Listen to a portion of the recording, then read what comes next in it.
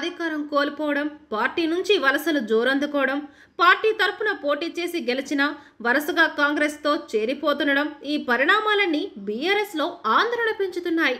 ఇదిలా ఉంటే బీఆర్ఎస్లో కీలక నేతలుగా ఉన్న కేటీఆర్, హరీష్ రావు ఇద్దరు వారం రోజుల పాటు దేశ రాజధాని ఢిల్లీలోని మఖం వేశారు.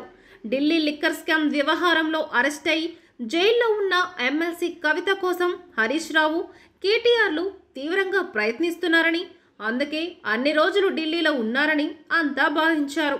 అయితే అసలు కథ వేరే ఉందనే విషయం ఇప్పుడిప్పుడే బయటకు వస్తుంది. ఇటీవల కాలంలో పార్టీ నుంచి వలసలు జోరందుకోవడం బీఆర్ఎస్లో ఆందోళన పెంచుతుంది.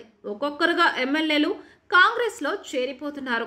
ఇప్పటికే 6 ఎమ్మెల్యేలు, 6 ఎమ్మెల్సీలు కాంగ్రెస్లో చేరిపోయారు. త్వరలో బీఆర్ఎస్ ఎల్సీని విలీనం చేస్తారనే ప్రచారం జరుగుతుంది. ఈ నేపథ్యంలో పార్టీని కాపాడుకునేందుకు కేసీఆర్ వ్యూహాత్మక ఆలోచించారని, దానిలో భాగంగానే హరీష్, కేటీఆర్లు ఢిల్లీలో వారం రోజుల పాటు ఉన్నారనే ప్రచారం పార్టీ నేతల మధ్య జరుగుతోంది.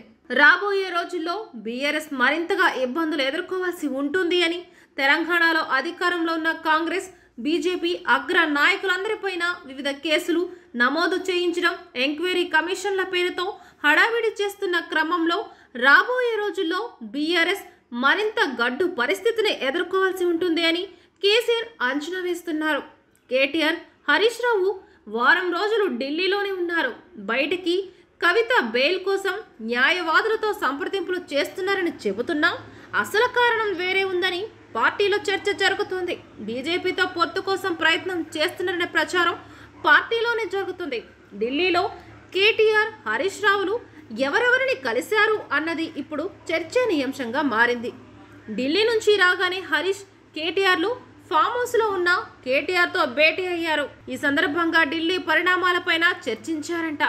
మొత్తంగా బీజేపీతో పొత్తు దిశగానే బీఆర్ఎస్ అడుగులు వేస్తుందనే ప్రచారం తీవ్రంగా జరుగుతోంది.